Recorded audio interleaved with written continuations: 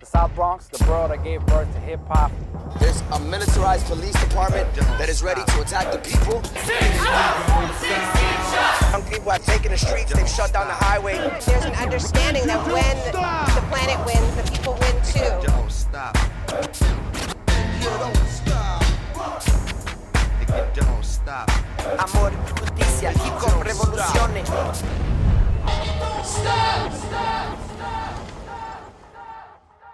Peace, y'all. G1 here for Enya Don't Stop Telesur English. We're in Chicago, Illinois, in the United States. We are here with Mare Advertencia Lírica. Mare is one of the illest MCs coming out of Latin America, from Oaxaca, Mexico, representing the women, representing the indigenous struggles. So we are blessed to have her here today with us on Enya Don't Stop. Mare, muchas gracias por compartir con nosotros hoy día. Cuéntame un poco cómo te integraste a la cultura hip hop, cómo es que surge Mare Advertencia Lírica. Bueno, yo siempre digo que fue una serie de coincidencias. En realidad nunca esperé dedicarme a esto. Yo soy de la ciudad de Oaxaca, al sur de México, un lugar pequeño en el sentido que no hay tanta población habitante ahí. Y también es un lugar que además tiene un fenómeno de migración muy fuerte hacia Estados Unidos. Entonces, creo que la migración ha sido un factor determinante tanto de mi familia, que vino migrando también de la comunidad de donde somos, que llegó a la ciudad de Oaxaca, y también cómo el hip hop llegó a Oaxaca a partir de la migración, ¿no? Mucha gente que venía aquí a Estados Unidos y regresaba con alguna idea de lo que era hip hop, mucha gente que estaba haciendo hip hop en México ya y que venía también hacia Oaxaca, que además tiene una historia de gráfica ya también larga. Entonces, el graffiti fue lo primero que se empezó a dar, fue lo primero que llegó a instaurarse y que se empezó también a hacer popular. Y después de eso empezó a llegar otras expresiones, ¿no? Entre ellas la música.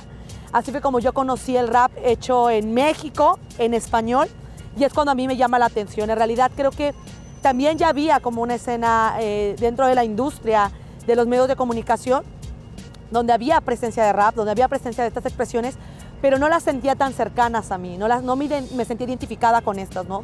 Entonces fue hasta que en realidad conocí gente haciéndolo en México, que a mí me llamó la atención el poder hablar desde el contexto propio, el poder hablar en nuestro propio lenguaje, lo que me hizo llamar la atención y lo que me hizo enamorarme del rap.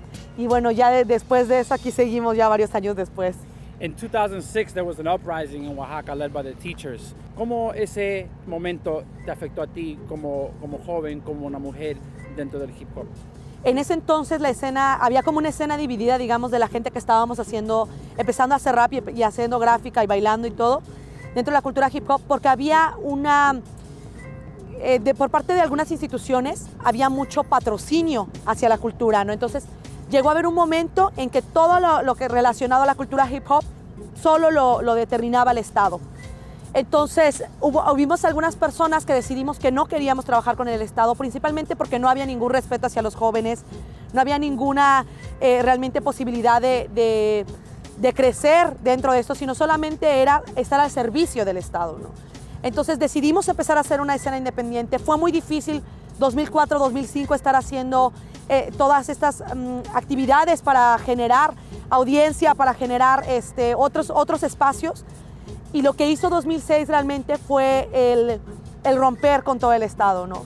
En 2006 todas las corporaciones policíacas desaparecieron. Había una policía anti-graffiti dentro de esas corporaciones policíacas en Oaxaca, dedicada específicamente y además donde trabajaban jóvenes que habían estado vinculados a la cultura hip hop y que ahora estaban cuidando los espacios dentro del centro de Oaxaca contra el graffiti, ¿no? Entonces eso fue una ruptura muy fuerte cuando en 2006 desaparecen todas las corporaciones policíacas, desaparecen las instituciones como tal, y entonces empezamos a ver realmente una escena independiente y empezamos a verlo desde una conciencia más política, más crítica a lo que estábamos viviendo. Y después de 2006, bueno, mucha gente se empezó a involucrar también al movimiento social, empezó también a tomarse la gráfica como un medio de comunicación, empezó a haber un surgimiento de mucha gráfica política, de todas las expresiones, no solo graffiti, sino también empezó a haber como más stencils y hacer más murales. Entonces empezó a crecer como ese medio de comunicación desde la gente. La música empezó a tener también una presencia fuerte en qué comunicaba, ya que dentro del país, en México, no se hablaba de lo que estaba sucediendo. Entonces era buscar herramientas de comunicación que sirvieran. Y el hip hop se convirtió en una de esas herramientas. Fast forward to 2016, 10 years later, we've had 43 students disappeared in Ayotzinapa. In the mainstream media here, we only receive these messages of the narcos and this idea of a failed state in México. ¿Cómo ves tú que has tenido la oportunidad de viajar y estar dentro de las entrañas del monstruo, también poder compartir esas historias con tu gente en Oaxaca? ¿Cómo ves tú la lucha para adelante en tanto la cultura en una lucha transnacional? Creo que antes de venir yo aquí a Estados Unidos siempre tenía la idea por cómo se ve en el imaginario cotidiano a Estados Unidos como un proveedor, como que de aquí sale todo para el sur, de aquí es como de donde surgen muchísimas cosas, pero no estamos enterados qué sucede como territorio, cuáles son las políticas públicas, qué sectores son los más afectados. Cuando yo vine aquí me di cuenta de que había, sí es cierto, ¿no? Como un sentimiento de prosperidad más común en la gente, pero también hay toda esta parte donde hay mucha segregación hacia ciertos sectores, hay mucha criminalización hacia ciertos sectores, hay unas políticas públicas diseñadas para dividir a la comunidad, que en realidad creo que esas, por ejemplo, son cosas que en el sur todavía existen. En México hay mucha gente trabajando, muchas cosas sucediendo, pero lamentablemente también por eso en la actualidad hay una ola de represión sumamente fuerte. Estamos en un momento de crisis de derechos humanos terrible, donde justo las políticas públicas se están diseñando para romper toda organización que esté sucediendo, y la gente que estamos haciendo cosas, que estamos buscando transformar, ha habido una criminalización terrible, ¿no? Creo que, o sea, tan solo el hablar de que México es uno de los territorios donde el ejercicio periodístico es el más peligroso de lugares donde no hay guerra, realmente es como, estamos hablando de qué cosas nos estamos informando, ¿no? Hasta qué grado llega toda esta criminalización, toda esta represión, el hecho de que lugares, se habla de una guerra contra el narcotráfico que se supone que ya se terminó, pero se sigue hablando de enfrentamientos dentro de las comunidades por la guerra contra el narcotráfico, por la pelea de plazas entre cárteles, donde también se justifica mucha criminalización hacia los compañeros y compañeras luchadores sociales que están siendo cada vez más perseguidos y cada vez más detenidos. Hay muchas órdenes de aprehensión en todo el territorio, hay muchas comunidades que están siendo